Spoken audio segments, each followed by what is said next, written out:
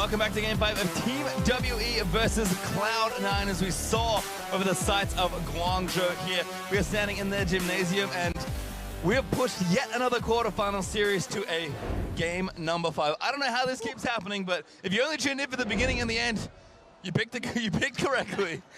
Who tunes into that 56-minute game 1, takes a 3-hour break, and then comes back? Who are you talking to right now, Page Time? It's been a great series. It's been a really fun one, and are we closer to knowing who will win? That was the most expected game in terms of style. WE coming in, getting Mystic ahead, rolling through. 31 minutes, maybe a bit slow given how good their early game was. That felt the most like group stages, but suddenly we have to decide, will it be group stages again? Will it be another fatal turn? There's so many different variables, and because they're now on the red side, you could actually see a singed first round and then some bans sent towards some anti-singed champions. They don't even have to leave it for last pick. It very well could be, but we also have to wonder how pivotal the singed even was in those picks, because when I see this draft phase play out, WE has the choice of what type of game they want it to be. If they don't ban the Janna or the Lulu, they keep those both up, and they would either force C9 into a double Janna, Lulu, and Kalista ban, which could then in turn give Team WE a first pick Galio. So either they can rig it so they get the Galio, or either they can rig it so they get the Janna. What I don't think we're going to see again is the first pick Caitlyn, because that absolutely backfired for Team WE the last time they were on blue side in game 3. Do you think we'll see Kalista unbanned? I highly doubt it. I do too, but you never know. I mean, usually in a game 5, teams play to their comfort, to their styles, to what they know, because the pressure is so high that you have to do the only thing you really know how and are the most comfortable with. But changes in general have been very good for Cena, and they've adapted game in, game out, game in, game out. Do they have any more surprises, or they just say, you know what? Let's just see what happens. I feel like if you really want to run the Singe, you have to double support ban, because both Janna and Lulu, in different ways, make Singe life really, really hard. I think the Janna in particular is like the ultimate counter when it comes to kiting away a Singe. So there could be Kalista, Janna, Lulu banned on red, but like you say, the Galio sticks out like a sore thumb. Yeah, but Team WE also has so much choice in this. We've seen a lot of teams banning one of the two because on blue side, because they're okay with that trade and they're still happy with their first pick priority on something like a Tristana or even something like a Jarvan. Based on the tempo of this game, I thought the Jarvan was huge. Like, Contract's difference between his Jarvan and Sejuani was so big in the early game and was pivotal in a lot of those initiations. I love how you can see Ohm's notebook in the background there. They're also asking the same questions that you and I, Pastry Time, are as well, about how they're going to approach the draft, because the first pick wasn't pivotal for them. Instead, the Caitlyn really did fall over 2 games ago, the last time they were on blue side. Red side, innately, it feels like outscales blue, if you will, in terms of metas, because last pick usually is where the power can be loaded. But today it's kind of been to and fro, to and fro. Yeah, I really wonder if they would be willing to dare Jensen to play Galio, because there is a world where they're just, as the blue side team, opting away from all the priority bans. And the reason we don't see many blue side teams do this, as in why they'd throw like one ban at the Lulu to then force a Janna ban, is because they're afraid of what you can get in the second rotation, comboing a Jarvan with a Galio if you decided to first pick a Janna. But we've seen one mid-Galio game from Jensen in the play-in stage. So really, I can't wait for this draft phase to happen. And I'm thinking about champions that might jump up in priority. It might be first rounds. Talia, for example, has been very, very powerful at this tournament on this day. Even Jensen, moving back to it, has worked a treat for them. There's a lot of expected picks, but there's also been other picks that have been around the edges of today that we haven't seen. And the Kalista, I think, is a bet too far, but the Galio, it's a possibility. Well, we'll find out soon, because here it is time for Game 5 between WE and Cloud9. The winner will move on to the quarterfinals to face Samsung Galaxy. But right now, you just have to think about the draft. In WE, there's Kalista, and there's Tristana. I love how the crowd is now cheering Tristana first bans. That's where we've gotten to in the world's meta, and the Kalista, it is going to be banned away. So far, pretty standard from WE. They have not allowed Cloud9 to pick Ezreal on red side once today. This is the pivotal ban that decides the rest of the dominoes, because if C9 doesn't ban either support, Team WE has the option for a first pick Janna Lulu, and there it is. All right, well, that's pretty much, hey, we're not banning either. What do you guys want to do? They actually take Rumble away from 957 very early into this.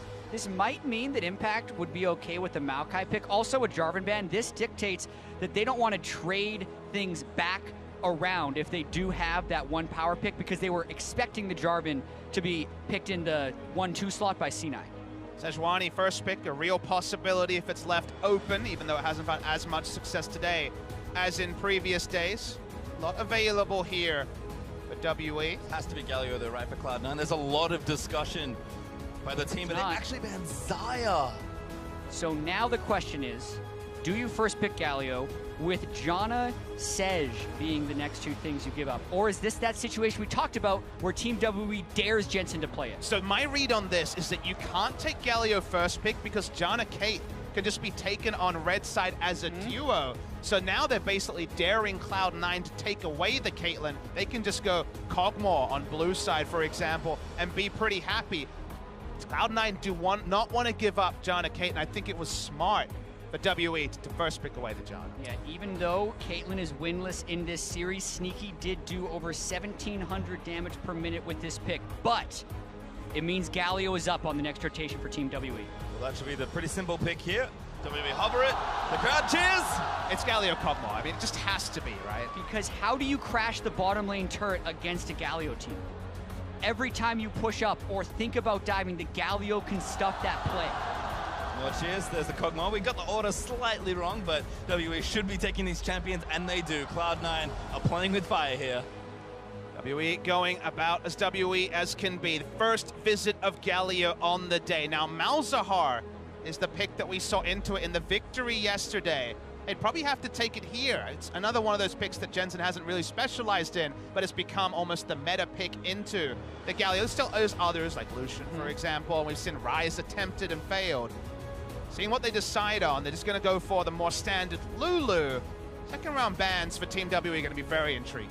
Yeah, we also don't know exactly where the Galio is going. The assumption is mid because you need to be able to stop it, but you have to keep in mind that it could just go top lane, so Jensen has to be a little bit careful about what he decides to blind pick. Now, Cho'Gath at this pick for Sneaky is the god tier, because Cho'Gath actually does really well against top lane Galio, whose damage mitigation is going to be affecting the true damage. So that's why we saw Samsung Galaxy drafting at one point the Malzahar and Cho'Gath to stop a flex pick coming through of the Galio. And Papa Smithy, I think the Singe ban is actually required here, because even though Team WE can stuff the engages in the bottom lane, how are they going to force fights?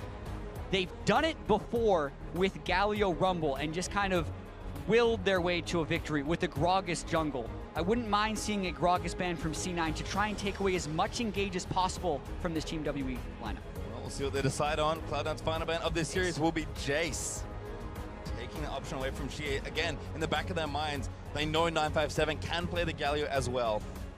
Initiation for Cloud9 would be what you think you want, but the moment you see Galio Janna, initiating on it is nigh on impossible. So something to shred the front line like the Malzahar, maybe the only way to get access to the Kog'Maw, deleting the front line before you can even get access to the back line. So just with Janna, Galio, your options for a viable team comp are pretty narrow for Cloud9. Exactly, and it's almost just saying, hey, play kite back.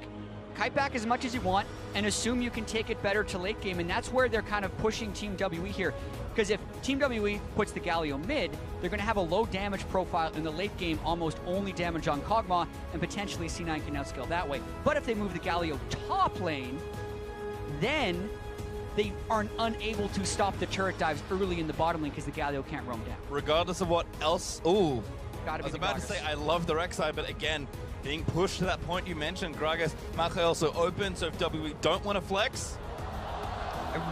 The Gnar is super interesting right here because it would give them late game push priority on the Shen. On a simple point, early game, they also have pushing lanes, and Cloud9 with the Caitlyn draft want to go around and take turrets, starting with unlocking themselves from the bot side. So I can understand it. It'd be a pushing lane in top side on the Shen. The Galio basically auto wins every push war. But it's all down to this last pick for Cloud9. Just watch these two. There's always so much conversation between Reaper and Jensen, but Jensen says, I have some picks, I could probably play Mals, but today I will finish my tournament or continue by playing Orianna. It's interesting they took the Orianna. To me, this is a very risky pick in this particular draft because it says to me, we need Sneaky to actually set the pace. Sneaky needs to get out of lane and be able to take down turrets, keep the gold lead pretty large for Cloud9. Actually being able to shockwave and do damage through this front line, or at least kill the front line if you can't get to the Cogmore, is so difficult to achieve. It's a really interesting decision. Yeah, and in 137 competitive games on record this year, 957 has played Gnar once and lost. So as far as being pushed to the brink of your champion pools, we are seeing it in this game. They're trying to take the Gnar because of the matchup, but it is not something Team WE has played with often. And again, this is what happens when you push a series, to this final game, is that something somewhere has to change. You know, you are pushed to your limit truly when you go the distance in a best of 5. And at some point, 957 was like, all right, I need to change up something. I want to play Gnar. That feels like the best pick for me in the matchup and for the team. Sorry if you haven't played it that much, because you got to prove it now. He's going to have a target on his head. Sejuani Shen, with one taunt, can basically stack up the passive and potentially try to snowball early through the Gnar lane, who is very squishy in the early levels. So Condi's jungle pathing, whether for once he'll actually pay a bit of his attention to the man who's been on island the entire tournament for WE, the Gnar from 957. So many questions, and finally, we're going to get an answer on this series. And 957 has such a good pick for the comp. It's just a matter of whether or not they can make it work, because if they do not have that Gnar in the top lane, and instead they go with something like a Maokai, they are all magic damage, and it falls off tremendously in the late game for all the shields that C9 has. But he can be that physical damage threat that forces you to dump gold into armor for the split push and makes impact killable in the team fights. But he has to do well on it for that to work. Well, GA again flashing the flare, feeling confident in the crowd. Understandably goes wild. Game 5 between WE and C9. The odds of this happening, I think, before were very low as Jensen returns with flare in kind. Both these teams needing to step up to the pressure of Game 5. One game at this point to decide who faces Samsung in the semifinals of Worlds. Last game, Contracts had his worst jungle start that we've seen. The level 2 gank not necessarily working, falling behind Condi's pace. He's got to start well this week. Yes, decision-making to invade some of those camps like the Gromp at level 5 really exacerbated the early game problems for C9. They fell down, were not able to get up. Interesting to note that neither team goes for any sort of aggressive vision. It's a defensive 5-man start for both sides. I think predictability for Condi is a big thing for C9 to get eyes on, given that it's going to be pushing lanes almost exclusively for WE. Yeah, and also got to point out that Team WE has insane disengage in the team fight phase. Janna and Gragas can both knock back. It's so hard to get through a Galio. Even Gnar can technically knock you back with Mega Gnar if he wants to. C9, if they do engage, has to be so clean and crisp with that, but both teams are going to struggle to actually force fights in this match. Mystic forcing something here, level 1, shield on, gets some W damage down. Smoothie Dirt trying to get back, does auto onto Ben. Now Mystic can eat some trades, but Sneaky not quite getting enough damage with that auto done with Ben able to shield. Again, a lot of onus on this lane. To a right for C9, I think for WE to continue to play the balance that they've played all series long. Mystic, he loves to be aggressive and get ahead if he can, but he'll need to have a lot of discipline to really go through what has been a grueling series. Yeah, and we watched this lane play out in Game 1. If Sneaky and Smoothie can get it working the exact same way, you would expect that turret to fall around 8 or 10 minutes. But we also know that one mistake with the Caitlyn lane, as we saw from Mystic and Ben when they got double killed by Sneaky, just ends the game. Because if the Caitlyn falls behind the item curve, there's really no coming back. Yeah, that's the predictor for me. If C9 pick up the first target, and especially if it's bot side, that is what they need to start their game plan rolling. If somehow, anywhere on the map, WE pick up first turret, and suddenly Caitlyn is responding to pressure being enacted by WE, I think C9 are done. So that's really about the early game. They committed to it with this Caitlyn and Lulu. That's why you will expect Contracts to spend most of his time jungling on the bot side after this early visit. Great interrupt there. Shea probably going to be forced to flash, get stunned, but very tanky on the Galio. Thunderlord's proc in from Jensen, but Shea just casually walks away. He doesn't even use flash. The damage reduction that Galio has from that taunt, which then gives him the courage shield when you gank him, is one of the reasons he is so immovable from that mid lane. It wasn't a high cost gank for Contracts, and it will push him back for the recall, but he teleports right back in, keeps up the shove. Does mean that Gragas has a pretty good read that he's not going to be bot side right now, This Contracts. is huge. They need to go for Smoothie. He was spotted though. Smoothie going to walk away from the slow, and Condi gives it up. Follow-up, not the highest from level 3 Cogmore and a Janna, so no flashes burned there. That would have been the ideal, especially if it was on Smoothie, but Cloud9 can return to normalcy in the bot lane.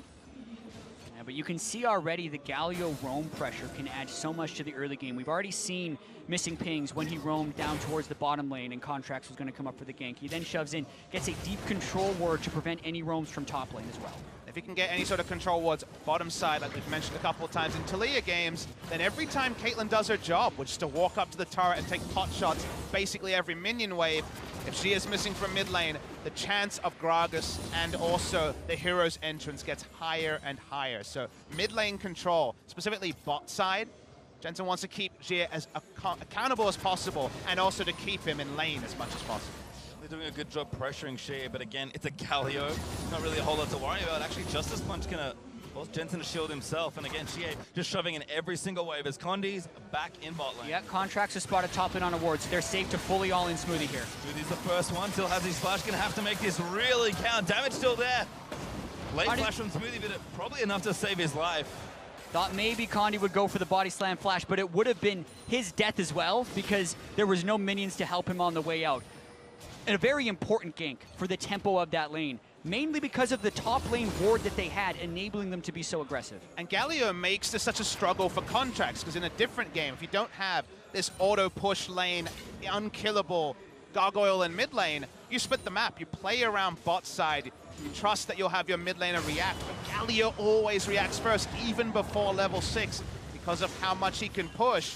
It's much safer for Sejuani to be topside. Contracts doesn't want to give up any kills like in the previous game, but that means that the collateral damage is that Smoothie has to give up his flash. Incoming dive perhaps though. Well, the wave's not on the spot for it. Instead, Contracts is going to ward out that Grump. Condi actually now here. Looks like Condi may lose this, unbeknownst to him. No one has spotted each other yet. Now, Contracts will see him. Thing there. Looks like Condi's going top lane. Impact needs to book it. He does, and Condi does smite away the Grump. This also lets Contracts know that he's pretty safe in there. And I also want to pose a question. You expect the Caitlyn to kill the turret in a lot of scenarios, but the late game scaling doesn't need to be the Caitlyn in this game. Maybe C9 is playing this lane to split, draw jungle attention, because if they can get their top lane and mid lane ahead, they potentially win the late game team fights anyway. So it's a very unique draft we've seen here where neither team allowed them to kind of complete the mecha team comp. They both have elements of early game and elements of late game, and it's all mashed together in this fifth. And I follow your logic, because you think about the late game and the fact that it's a 1 damage dealer comp, Nara with a bit of an assist, but 1.5 would be the generous way to look at it.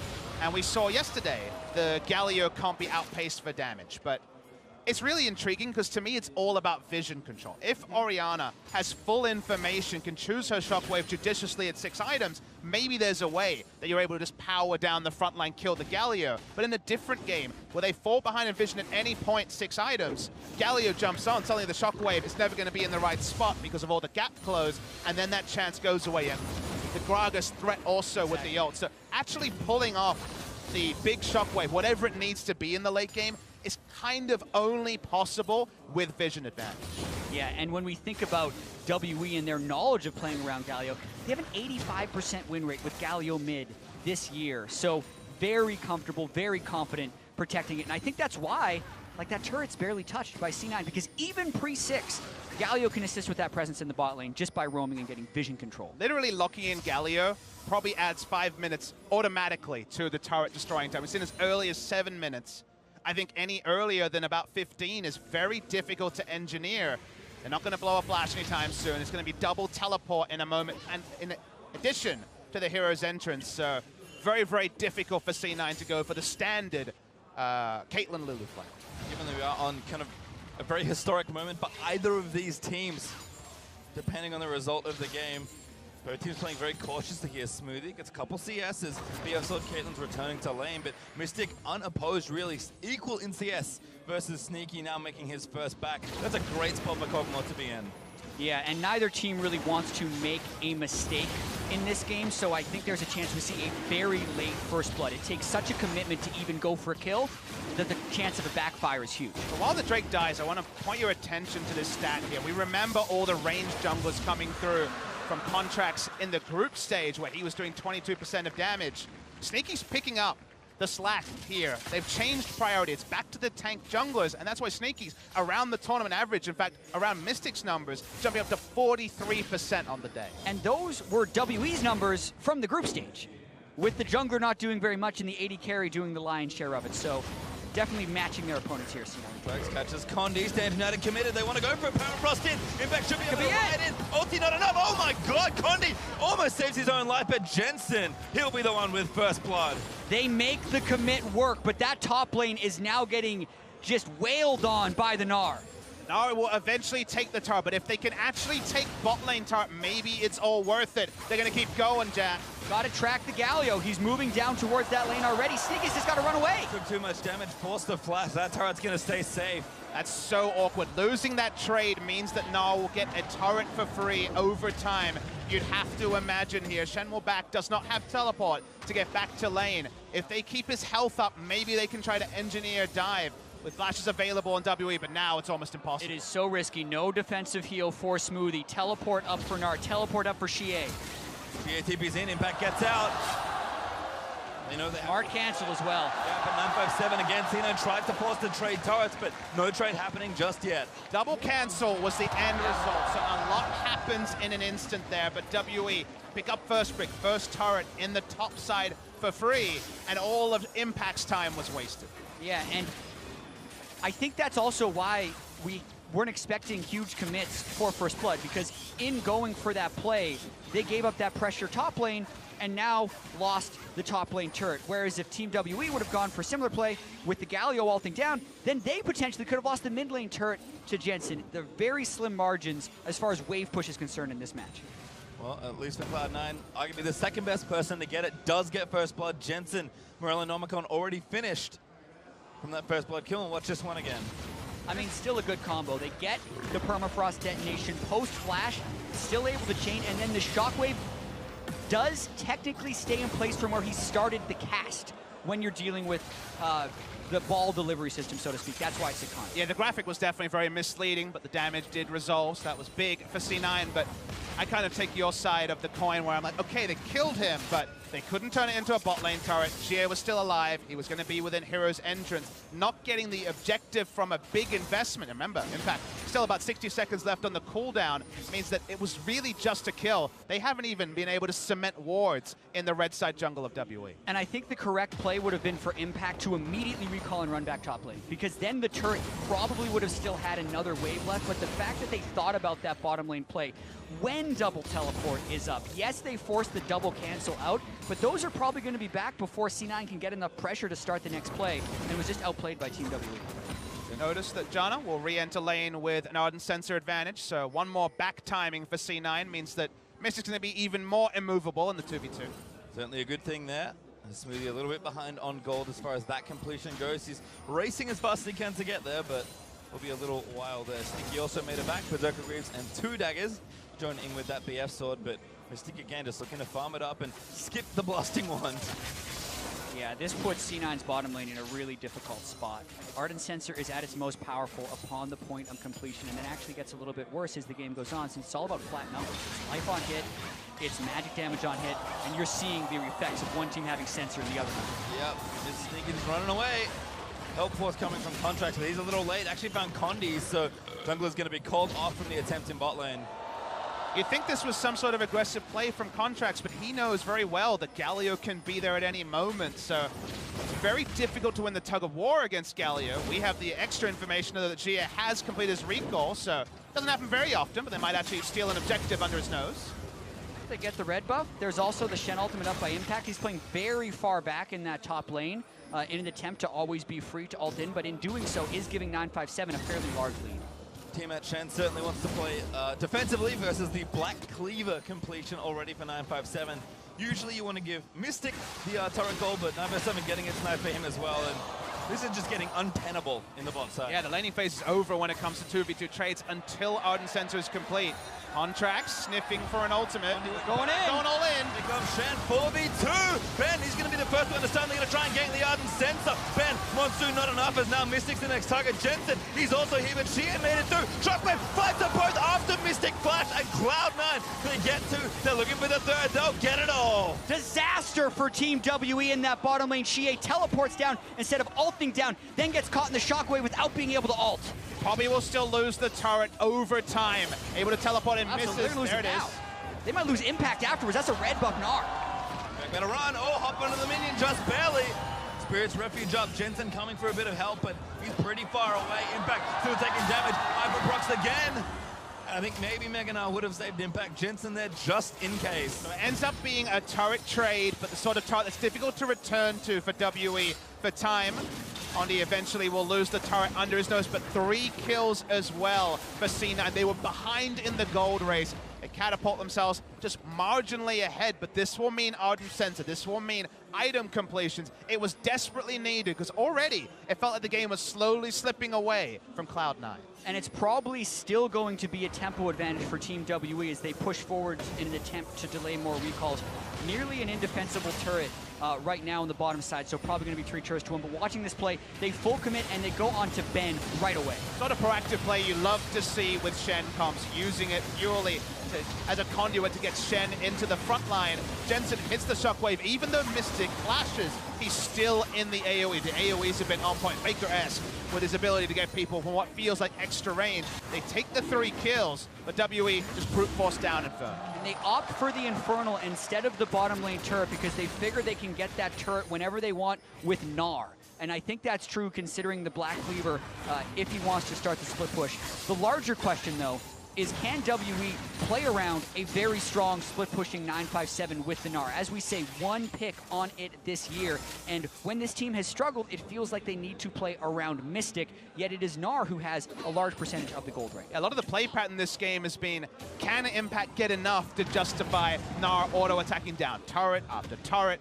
And that will still be true, but with all this disengage, it's so hard to be reliable as Cloud9 to make that big Shen play under the nose of the Gnar, and of course Gnar situationally can be a teamfight beast on his own. So one of them goes wrong in kind of the way the first one was a bit of a misfire. I mean, you're going to lose basically every inner turret, every outer turret, in the side lanes especially, very early in this game. Well, certainly a big change here, despite the gold evening back up. Mystic has finished his Rage Blade, so Sneaky, looking for a bit more farm, has the static shift now to join that BF sword, but he got a lot of gold. He did not get enough for 2 items, so even kill for the ADs. Could be bad times. 957 getting 4-man. They're trying to full collapse on the Gnar. He is very slippery, though. Great. Nice interrupt. Still has flash and Mega.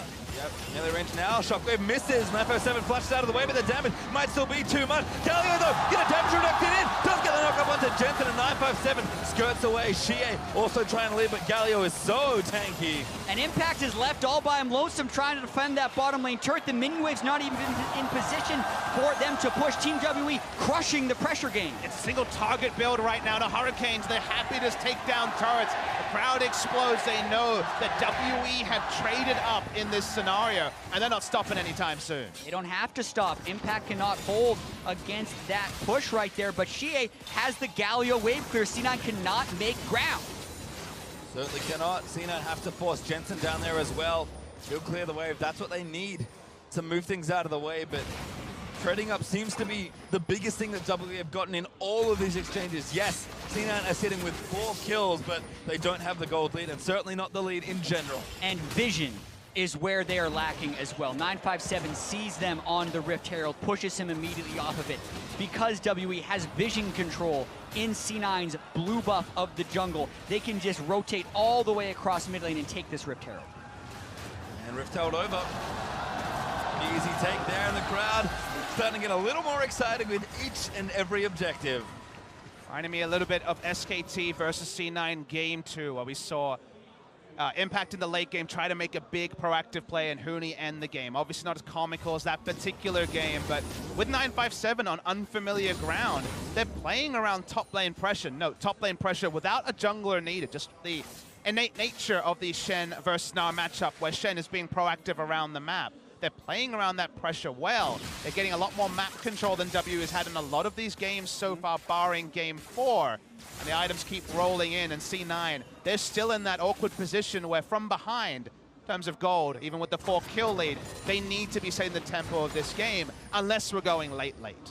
Yeah, helping out as well, of course. No jungler, but Galio being there does give 957 a lot of extra insurance. He's basically a jungler, Galio. Yep. Let's be real. Might as well be. Yeah. Contract's ulti forces the flash by Mystic summon a spell. Yeah, but they still have a lot of protection left for him with the Janna ultimate and shield and heal. Contract's an ultimate. Wave in the choke point. Jensen does a lot of damage. Condi actually going to be found. Flashes out of the way. Stands from that. Trying to go all in.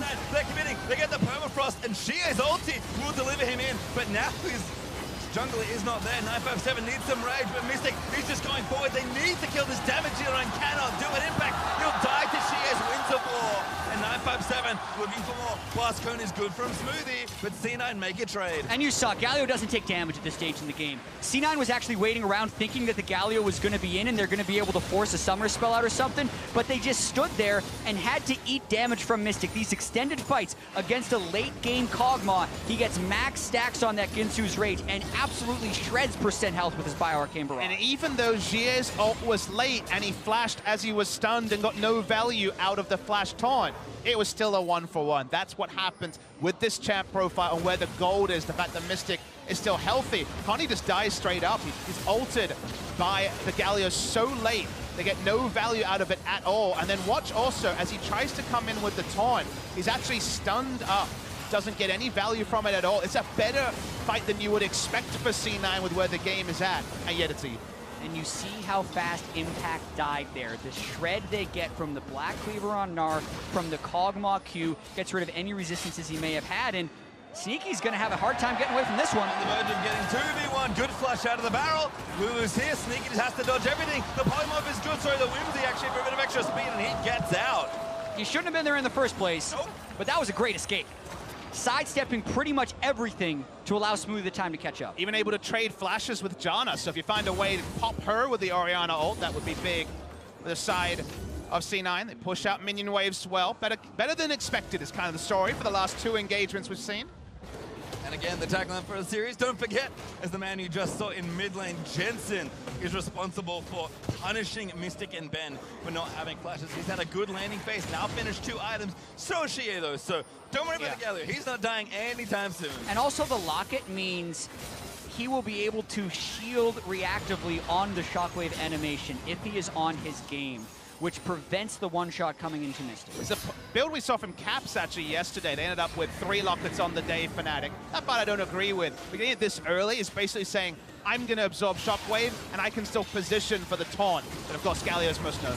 Interesting Rift Herald summon right there. You would have expected them to go straight for the Infernal Drake with that Rift Herald mid, but they're a little bit slow. It does give them position in that zone, though. C9 having to burn a few cooldowns. They're going for mid priority instead of second Infernal Drake. Looking for the play, no flash though, and takes a little bit of damage. Mystic though, just barreling into Impact. Oh, the stun lands on the Mystic. Chia there for the ultimate, almost immune completely. Full health Cog after all that. Jensen getting chased up by 957. He's about to go mega. Flash in, finds an Our Contract, tries to defend, but he cannot get it as Mystic will find the kill. And Our Contract's on the wrong side. Blast Cone's out, but I don't think he's safe. Locket, they are already out bursting with heals. The damage that is coming from Jensen. They weren't able to take him down. Contracts on the great escape, but a very worrying omen for C9 that when everything hits, they still can't pick up a kill. Yeah, and they don't get that much more damage. By the way, Baron is up. You expect the Infernal Drake to be a thing, but now Ben keeping Contracts away and Team WE trying to do Baron. It is on a ward. What a great play by Ben to just force Just kill Mystic, most likely. Or they're trying to burn it all the way down. Impact's trying something. They're just going to try and finish it off here. They can get it. They don't have a smite. Remember, Condi is here. A miracle steal could keep C9 in the game. Condi, though, waiting very patiently. And now Sneaky, caught out by Mystic. He's going to go down to the living artillery. This is the point in the game that Team WE wanted to hit, where they have the super strong Kog'Maw and Ben still keeping Contracts at bay. Ben is the superstar here. This entire time, the Yakety Sax music has been playing as Janna just stops Contracts from being able to recall, to get to Baron, to do anything. He had already done his job. He did not need to be involved in the fight, and denying the smite meant it was a freebie for Team WE. Also means they can now move straight down for their second Infernal Drake of the game. Mystic also bought a QSS, which hurts the super late game damage, but the power spike right now makes it even harder for C9 to try and catch him. Well, easy Infernal over to WE. Condi again. Simple smite to take that objective. And again, the crowd is only getting louder as WE get further and further ahead. And I think they're choosing the right time to roar, not just because they're ahead, not just because they feel good about the Baron, because when you go Locket this early on Galio, QSS this early, I think they just want to get all the advantages now. I could see WE barreling into C9, using the Locket to try to disregard the damage from Jensen and basically break the base in this Baron buff duration. And we've seen this a lot about teams who are good with Galio. Galio just walks up to the turret, sometimes tanks it even, and that gives you the 8 seconds or so that it takes to kill a turret. Double Infernal just makes it even easier, and the fact that they have a Frozen Malatinar in the side lane that Impact also can't match. Yep, first order of business though for WE is to take down that mid outer. They do so simply. And now again, gonna move back in onto this tier 2.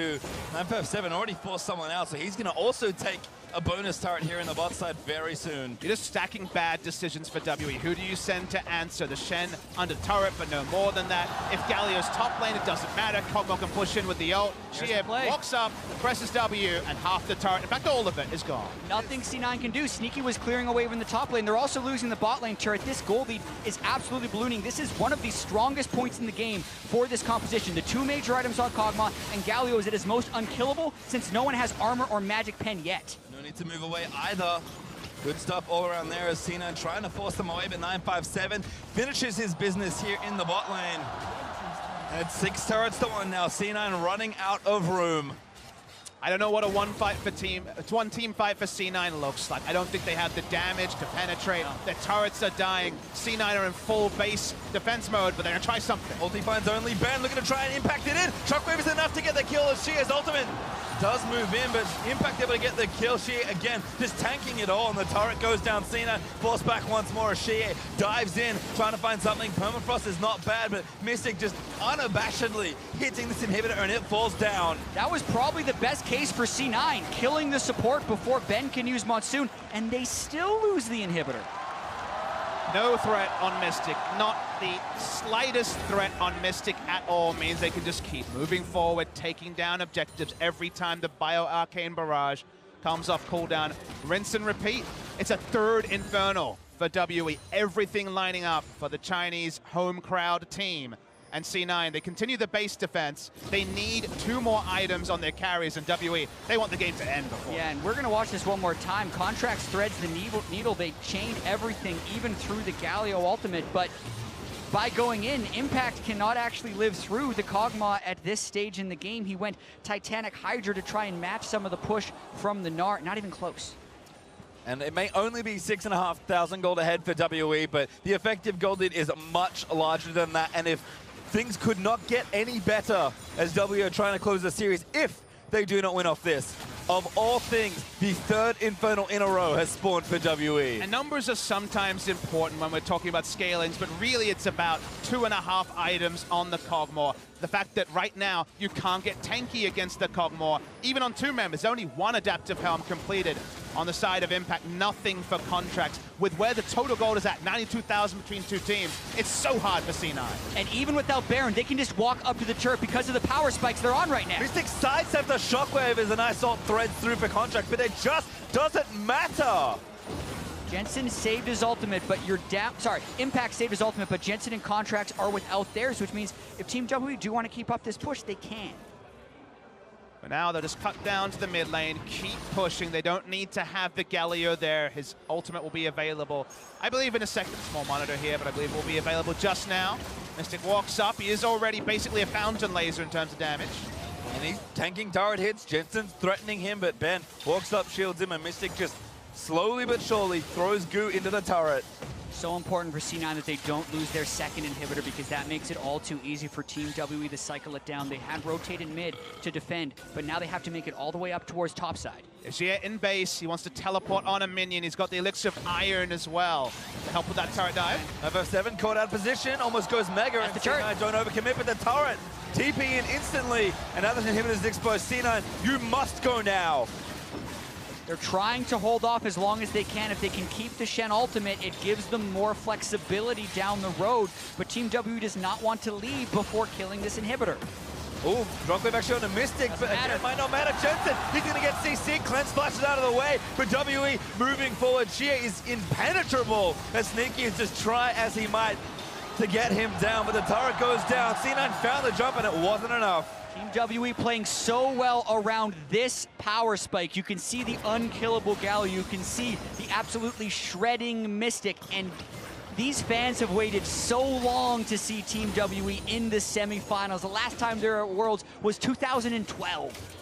WE spent 5 games of this series trying to assemble their LPL faithful comp, and they got about as close as can be in this game. The Locket has trivialized damage. They're able to walk up. Doesn't matter if Mystic eats a shockwave, they will be able to persevere through that. And I love that stat, Jat, because Cloud9 have been to every Worlds they could qualify for. The first one they could even qualify for was the next year in 2013. It has been so long since Team WE, who started rebuilding around that famous IEM run 2.5 years ago, have finally made to this stage, and that's why the roar from this crowd, if WE can maintain what right now seems like an unassailable lead, will be insane.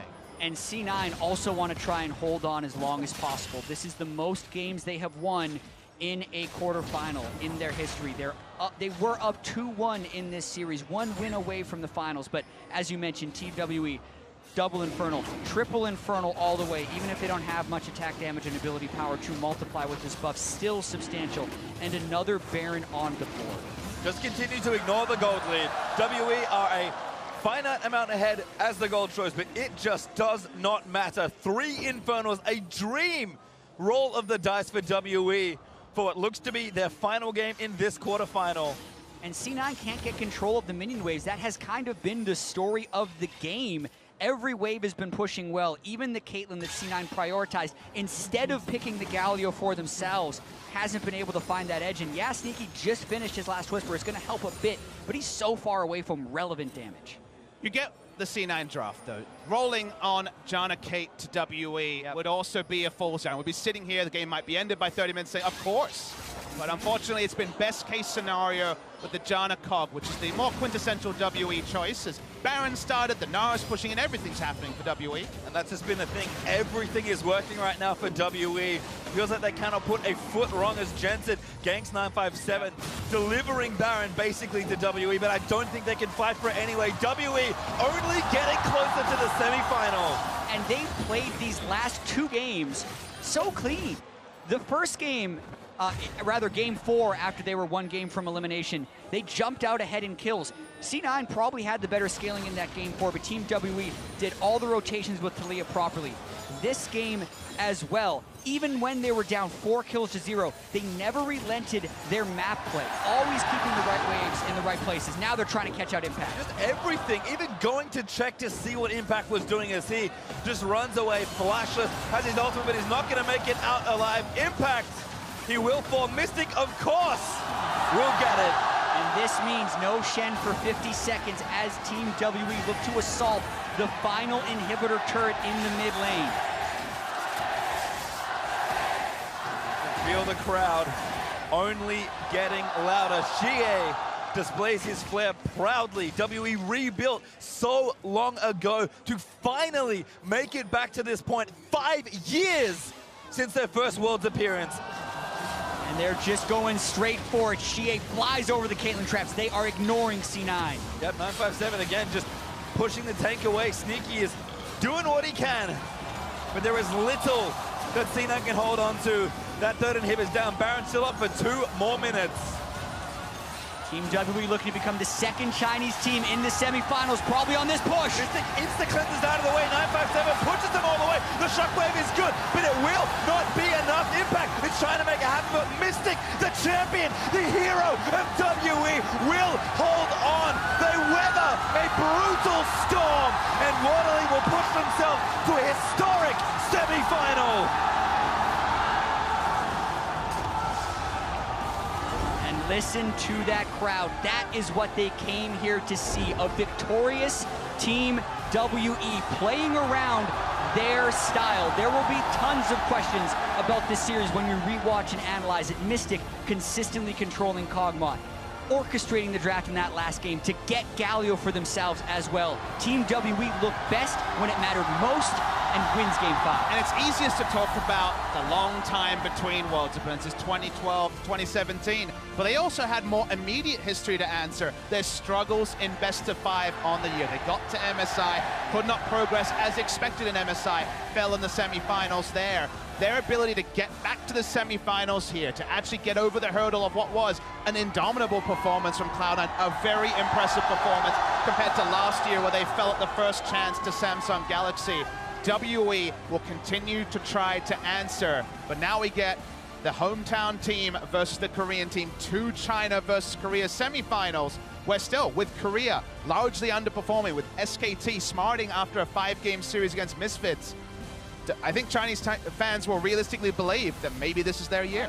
Listen, both of these teams won their groups. RNG won their group over Samsung, who then took down Longzhou. So there are ways you can believe they can win these games. They've already taken down Korea at Rift Rivals. That was a very meaningful moment for the LPL. And then also getting the #1 seed in both of those group stages and then qualifying both teams to the semifinals. A single bow is more than enough to earn the adoration of this gymnasium. WE have battled so hard and finally, like you said, Papa, answered the question we've had of them in best of 5 series. Cloud9, heartbreaking for the last hope of NA to finally fall.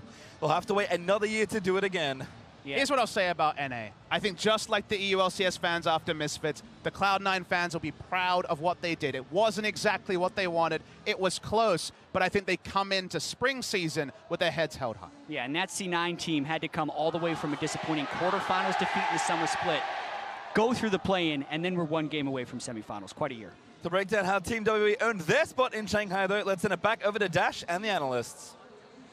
Thank you very much. Pastry time, elation for Chinese fans and heartbreak for North American fans as Team WE put together 2 of the most impressive victories back-to-back to bring that series to a close and push themselves to that semifinal that they've been building towards for so long. And they finally shake the curse. You know, we talk about Jensen himself. He's maybe had some trembles in Game 5, but Team WE, as Papa Smithy was talking about, keep running into this roadblock, and they finally just smash through it. And so much of that was attributed to this draft. For the entire series, Cloud9 had been out-drafting Coach Ohm, and then at the very last second, leave open the Galio. That Yordle, the Rumble, second ban, why? How on earth does that one happen? I mean, more so, why don't you just take the Galio? You had it first rotation there if you wanted it for Cloud9. I think people will be pointing that for some time, but hey, on the day, the draft fell, the chips fell where they were, and for Team WE, it was about executing on that draft, and the comfort showed with those champions. It already makes Game 1 that much more important. The fact that Team WE were able to survive the initial curveball of such a creative draft from Cloud9 allowed them to get to this point where Cloud9 just frankly ran out of steam with their innovative picks. And I mean, it's the fact that we have seen WE perform so well on all of those champions. There's a whole bunch of things that we can go back and nitpick throughout this series, but honestly, really well played by them. And they showed why everyone's so shocked that they got these champions. They displayed that, yes, you know, these are the reasons on the Rift right there. We will, of course, see a Team WE replay, but before we get there, I want to take a look at a C9 one. This one 3-0 in the bot lane because it shows the effort made by C9 to target out this bot lane, knowing that they were working against the clock to some degree here. This is them utilizing the Shen in the great way possible, which is you just teleport him to the other part of the map, you get your man advantage, and on top of that, you got to roam your Orianna. So it's a 5-on-3 this entire time.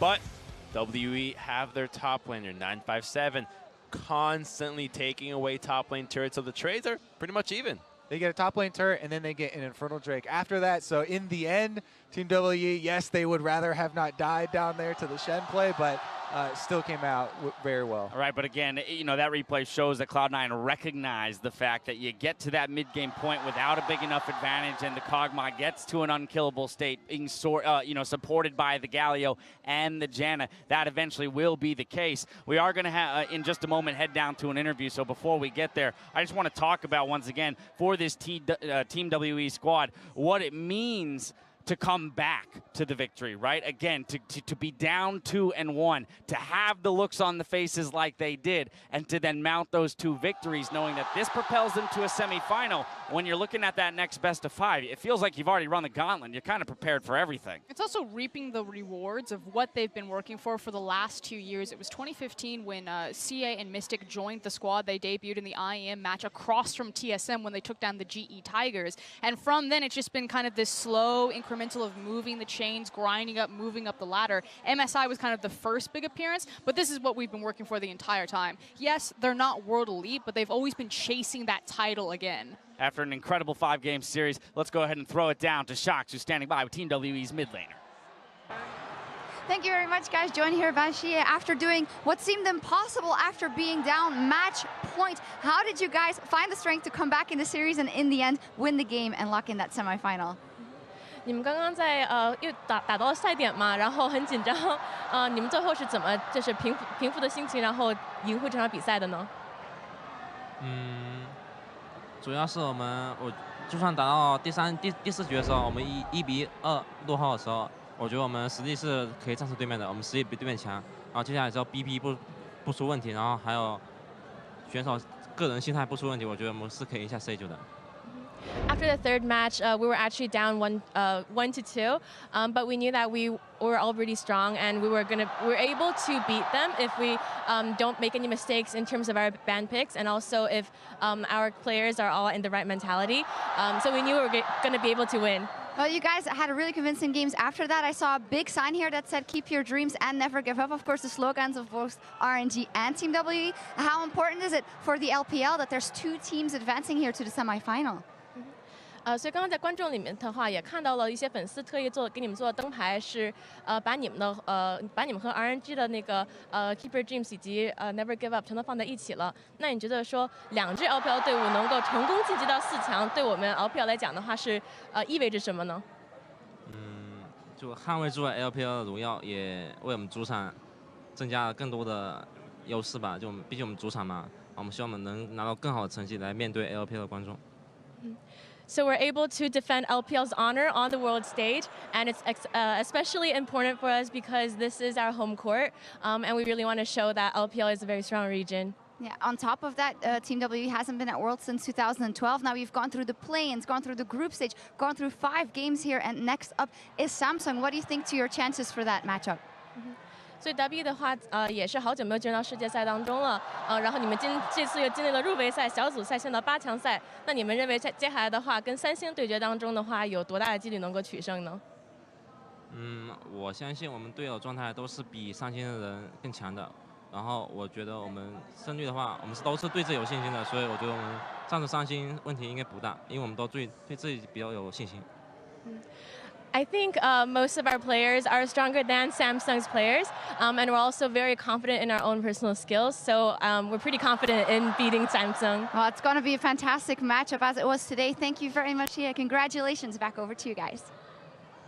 Thank you very much, Shox. CA confident against Samsung Galaxy, but we have to remember that Samsung Galaxy is the team that mounted a 3-0 in order to move to the semifinals, right? And so when we talk about, it's figuring out your opponents, there's a lot more evidence of WE than there is of Samsung Galaxy moving towards that semifinal. And normally I would not feel the same confidence that he has towards this matchup, but what he says, that the draft is very important for this team, and it's not so much that I see it as you have to get the right meta composition, but the comfort picks for this squad in particular. When they get what they're good on and it clicks, they are very strong. And a reminder that, there is experience across from Samsung. LPL faced the Rift rivals. They took down SKT. They took down Samsung. The LPL teams are not afraid. They all want to face Samsung. They all want to face SKT. The idea of comfort picks is a perfect setup for our final Acer Predator replay here in this game. 21 minutes in, C9, they pull the trigger, look to kill Mystic, and it just doesn't happen. Already at this point, you're looking down, they have Lockets prepared, Janna comes through, Galio damage reduction. It doesn't feel like they even get that close to killing him, and as soon as that ends right there, they've expended everything, and it's everybody scramble, run for your lives. Which is crazy, because everything hit, right? Cloud9 in terms of execution, they land the Sejuani ult, they land the Orianna ult, everything hits, and it's just not enough to push that damage through. emphasizing again why the Galio, why the Janna, why the itemization were just so key and so important there. You cannot give those picks away because if Mystic ever makes a mistake, he has the confidence that his team has his back. And I mean, his Kog'Maw, you see it there, 28.5 thousand damage. But honestly, when I watch him do auto attacks, it feels like he's doing way more damage than any other Kog'Maw. And it's quite interesting because nobody else from the semifinalists or even quarterfinals even prioritized this pick. Back in Rift Rivals, WWE was first picking this champion when Galio was even stronger. That just shows how good this guy is and how much confidence WWE have on this comfort pick. Exactly, and talking about the comfort picks and the specialization of those players, it makes you question even more than just the Rumble ban. Then you even start to be like, what about the Xayah then? Can we even drop that with his, hyper focus on this Kog'Maw and then like try and ban it? But then you're living in the past and we can't do that. We need to move on, Dad. Well, 7 years. But on the topic of comfort picks, right? Somebody that wasn't necessarily on comfort this time around was 957 on the Gnar. Today he had a incredible showing in helping mount a crucial victory for his team. He will receive our Player of the Series award. And so let's talk about this guy. All I'm saying is people are like, oh, Con this, Cuvee that, so as amazing. If you add all that up, you get 957. This guy is the unsung hero. He is so underrated. If you think all the way back to MSI, his Kled come charging through and completely changing up that tournament. And here he's on the back half, the tanks, and he still had a great performance even in their losses. This guy is always threatening the enemy's backline. Whether he is the Rumble or drawing the Rumble bans or he's on his Cho'Gath, he constantly performs really intelligent decisions from him throughout this tournament. And I want to add a little fun fact about him because we don't have anybody else that also is named with purely numbers. If you look at your number pad, 957 forms a V. Somebody else already took the name, so he had to go for it. Funnily enough, there's a dude who looks exactly, as I throw my pin, a guy who looks exactly like 957, and his name is V, so that is the joke. If you look at your keypad, it creates a V. They look identical. There it is, but I think, again, if we talk about Game 5 in isolation, he was such a crucial member in terms of the victory because while C9 was making moves and actually creating action, getting the kills in the bot lane, those crucial 2 turrets, the first turret going to 957, we saw this massive disparity between him and the Shen and the map pressure that created, as well as, once again, the pressure that it put on C9 just in terms of feeling like they had to make something happen, really pushed them to the brink. And I think that WWE really trusts 957. With the Gnar, they knew that he was going to be able to take turrets, but I want to look back at Game 3 as well, when they took the Cho'Gath in the first rotation, when that was that infamous already Maokai jungle. Well, they knew that, hey, this guy's Cho is so good that we can afford to do this, that we can take it in an early rotation so it doesn't get banned out. And if we see more focus on him, I think he'll continue to deliver results. And reminder, he is a bedrock emotionally for this team. Like Ambition, he is very, he's an older guy. I mean, Kobe, you might know something about that. So he's just very humble, down to earth, super motherly. Sorry, Kobe. It's all right, Kobe. I didn't know I had to reach, and I was like, burnt Kobe, that's fine. I love you. How's that back doing? Everything Great, good over great. there? We're All right, just making sure. All right, hey, we're ready for another interview. Let's toss it down to Shox, who's standing by with WE's bot laner.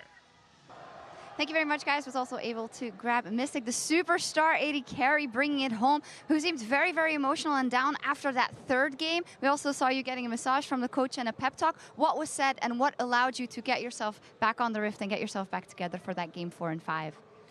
우선 4강 진출 축하드리고요. 3경기 패배 이후에 이제 옴무 감독님께서 이제 미티 선수 막 등 뒤를 막 이제 마사지 해주면서 되게 막 조언을 해주고 격려를 해준 것도 처음으로 보였는데 그때 혹시 무슨 얘기 들었는지 궁금하고요. 이제 그 이후에 어떻게 다시 추스려서 경기를 역전할 수 있었는지 그 원동력이 무엇인지 궁금합니다. 저희가 그때 지고 있는 상황에서 오무 형이 저 막 충분히 역전할 수 있다고 첫 판도 되게 불리했는데도 이겼다 막 그렇게 말씀해 주시면서 좀 멘탈 잡으라고 이렇게 얘기해 주셨어요. So after we lost game 3, Om came up to us and he said that for game 1, you guys, even for game 1, even though you're behind, you guys still managed to win the game. So keep up the game and still hold on to the confidence. And he helped us a lot in grabbing our mentality. Well, you needed to step up for sure because it was all about the bottom lane almost all series. What did you think of the opposition in Smoothie and Sneaky, and how do you think you did today? 거의 모든 경기가 바텀 라인전이 가장 그 핫하게 이제 맨날 계속 이제 격전이 이루어질 정도로 되게 많은 교전이 있었는데요. 상대편 바텀 라인이 스니키 선수랑 스무디 선수 어땠는지 어떤 선수들을 평가되는지 좀 말씀 부탁드립니다. 일단 저희가 더블킬을 따였기 때문에 저희가 발렸죠. 네. 캐리해 주신 팀원 감사합니다. 팀원들에게 팀원이 캐리해 줘서 감사하다고. So when we lost 2v2, like that just showed that which was a better bot lane. So I just want to say thanks to my teammates for carrying me. Oh, well, we had an interview with Shia, your mid laner, before. I asked him about Samsung matchup, and he was very confident that you guys would be able to beat them. What do you think to the matchup? 이전 인터뷰에서 같은 팀 미드라이너 시에 선수랑 인터뷰했었는데요. 시에 선수는 이제 4강에서 삼성팀 이길 자신 있다고 되게 자신 있게 말씀하셨는데 미스 선수는 어떻게 생각하시나요? 삼성전에 대해서. 일단 롱주를 이기고 올라온 팀이기 때문에 그 쉽게 생각하면 안 될 것 같고, 일단 미드는 그래도 시제가 더 잘할 것 같은데 요즘 보면은 저만 좀 잘하면 되지 않을까. Of course, since Samsung beat Longzhu, I think that it's going to be a very tough matchup, and we can never put our guards down. But I do have faith in CA that CA can outplay Crown. So I think it's just on me whether I can play my best. All right, we'll be looking forward to that. Fantastic. Thank you very much, Mystic. Thank you, Homin, as well. That was it from here on the floor. Back to you guys.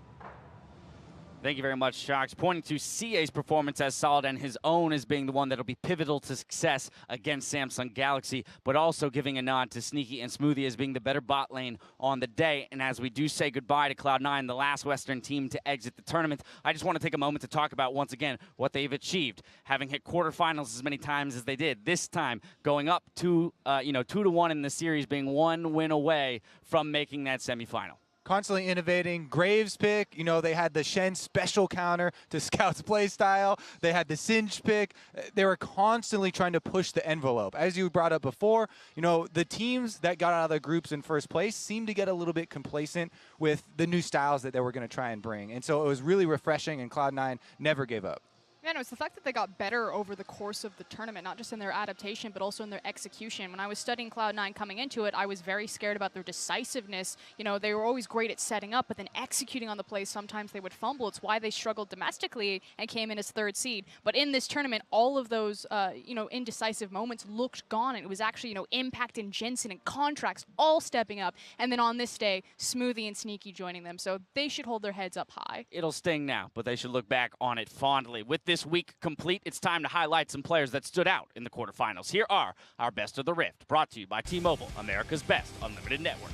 For quarterfinals, we've got Samsung Galaxy's Ambition, SKT's Faker, RNG's Ming, and Team WE's 957. First up, it's Ambition. And this entire tournament, we know the teams need Bedrocks, and Ambition is basically the head of Samsung. If he is not playing, this team looks completely lost. But when he is on his game, especially when it showed against Longzhu, this team looks completely revitalized. And spearheading such a veteran just makes it such a devastating team in the best of 5.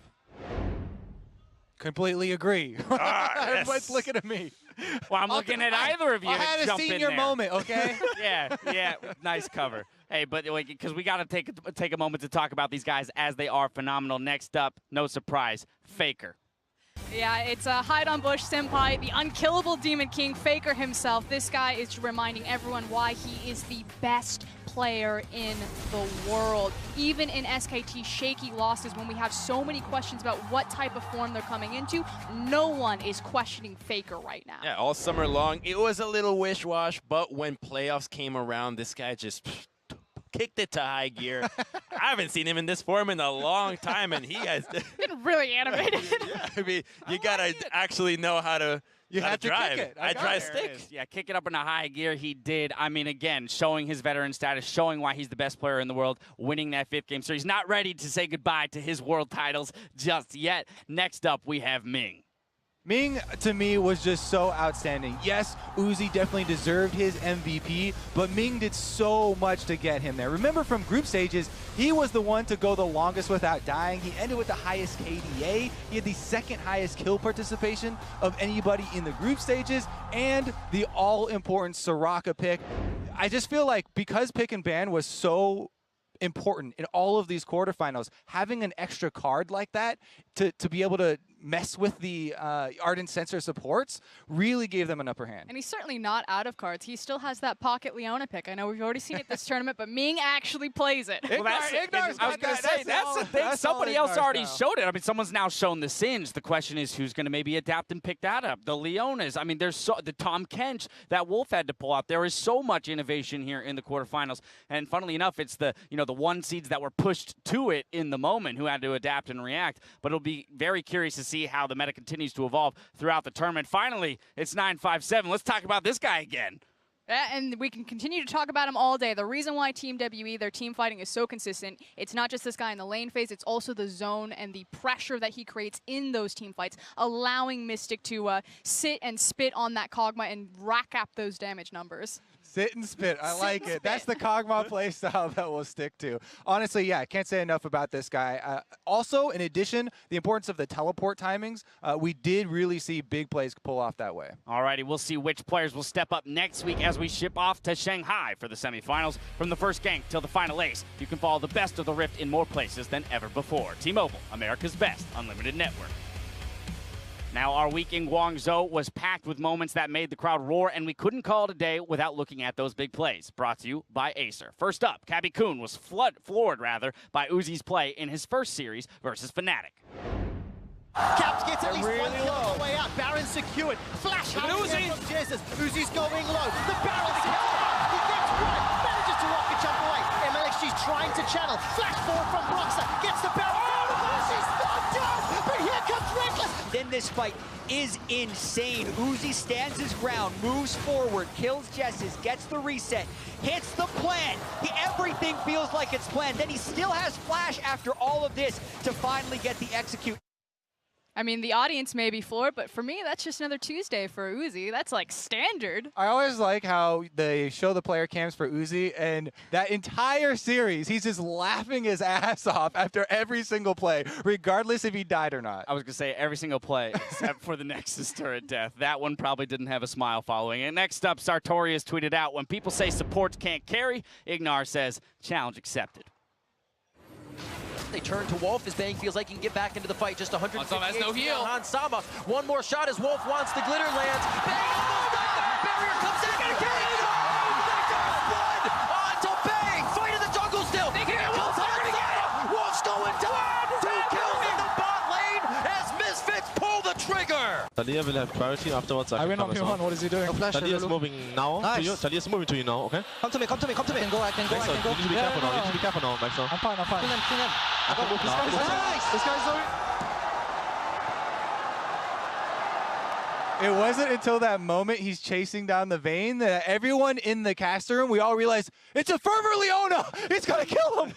Yeah, totally ignoring the keystones until that moment. I have to be so impressed with how calm those comms were. I mean, in that moment, everyone's, a second away from death, an auto attack away from death. And once again, I'll point out the Flash Relic Shield a heal to stay alive. Right, in that moment, you're in the zone. You don't want anybody telling you what to do. All you need to hear is the timing of who's coming down. So they say, hey, someone's coming down river. You got this much time. You keep doing your thing. Well, keep tweeting to @LOL Esports with your big plays all throughout Worlds, and we'll keep sharing them all the way to the finals. Now it's time to talk about the semifinal matches as we have them locked in. Let's pull up the bracket. Semifinal weekend starts with RNG taking on the reigning champs, SKT, on October 28th. Then Team WE hope to topple Samsung Galaxy on Sunday, October 29th. Let's talk about these two matchups for just a bit. Starting with SK Telecom T1 versus Royal Never Give Up. I mean, it's a shaky SKT and also, frankly, a shaky RNG. RNG also haven't really adapted their style. They're still finding victories the same way, and SKT did at least tighten things up and match Misfits when they went to Game 5. Yeah, actually, this series is interesting to me because we've seen this RNG that's so much more late game oriented and has not been the typical, what we expect of rushing forward and snowballing super early. But Misfits was a lot about early game versus SKT. And they were able to upset them with all these, the Ignar picks that you're talking about and trying to bum rush. So will we see RNG flex a little bit more early game muscle, or are they actually just going to go late game toe-to-toe with SKT? Because either of those sound like a very exciting series to me. I mean, absolutely, but when I look at the series of SKT RNG, I'm thinking about the mentality that both these teams are coming into. I find that RNG is a little bit more confident in their demeanor, in the way that they play, even though it looked still a bit shaky, compared to the SKT that we always know is super confident going into games. They're actually saying, we thought this was the end for us. And it's also in their game against Misfits, sorry. No, it's all good. I was like, it's the end for SKT. Move on to the... No, it's also the revenge of Uzi. The fact that this is the 2013 finals rematch there. And with Wolf and Bang, kind of underperforming. Even Coach Koma was pretty upset in one of those interviews. Uzi and Ming have to have big grins on their faces, knowing that Ignar has created a blueprint for them to follow. All right, WE Samsung Galaxy. How about this one? I think this one actually is a bit more Samsung favored than the other one is. Like, we usually give Korea, a huge advantage here, but honestly, seeing WE stretch like this, I feel like Samsung are going to be able to follow up pretty well. Yeah, Samsung to me right now looked like the tournament favorites. They took down the previous tournament favorites, which were Longzhu, and just dismantled them in a 3-0 fashion, the cleanest of the quarterfinals, and the play that they showed just exceeded the expectations that we had of Samsung at any stage throughout the year. So, frankly, WE is going to have to change up a lot if they want to put up a fight here. And it's not just the play that they were executing on, it's also the manner of which they did it through the draft phase, which is what WE really struggled with today in this best of 5. Samsung just completely out-drafted around Longzhu, picking out the Lysandre pick, and who knows what else they have in their arsenal. A quick preview of next week's matches, but it's time to put a close on our quarterfinals. So now for myself, the casters, and the entire live broadcast crew, thank you for watching, and stay tuned after the show for Worlds Tonight, where Shox, Froskern, and Azael will break down Team WE's win and look towards the semifinals. Otherwise, we'll see you in Shanghai for more Worlds 2017. Good night. Legends never die when the world is calling you. Can you hear them screaming out your name? Legends never die. Legends never die. They become a part of you. Every time you bleed, far reaching greatness, relentless you Tornado down, Mystic flashed out of the stun, but Ben, not so lucky. Smoothie able to take him down, and they get first turret on Jane. Mystic down, Mystic, barrier pop, but that's not enough. C9 looking for a Jensen, going to take a few turret into an impact. He's going to go in next. Tornado down, Mystic flashed out of the stun, but Ben, not so lucky. Turret's contract, he makes his way in. Jensen, he's so late, he just can't get in range for his ulti. 5-2, gets on, Ben goes down. Bottom lane falls for WE. Oh my goodness, they caught Mystic. Jensen able to grab the shockwave and the assassination. Now Shea, the next to go down. Jensen with a crucial double kill. And the next is open as Cloud9 tied up. Gentlemen, we have a series. Impact gonna take one, show him, make it 2. Oh my god, that rupture was amazing! First blood, 957. He'll may save his life with the pressure, and the shield is get him! Sneaky gets the kill, they're gonna go for 2. Mystic, no summoners left, Sneaky outplays them! Sneaky still getting jumped up, makes his way out, Condi goes down, and the last chance saloon is closing for WE. Game for C9, the tank line in particular to be tanky. We're fighting on some Jensen, Condi gets out, great shot there with the recombo of CA, and a well-deserved killing spree, smoothly falls against the Mystic, and the flash, silence, rupture, beast is all good from 957. After the invulnerability wears off, contract gonna get sniped as Mystic grabs himself the double. WE poised to take this inhibitor and the game. Okay, look, go. Nice. Getting chased down by 957, he's about to go mega. Flash in, finds it out, contract tries to defend, but he cannot get it as Mystic will find the kill. 957 pushes them all the way. The shockwave is good, but it will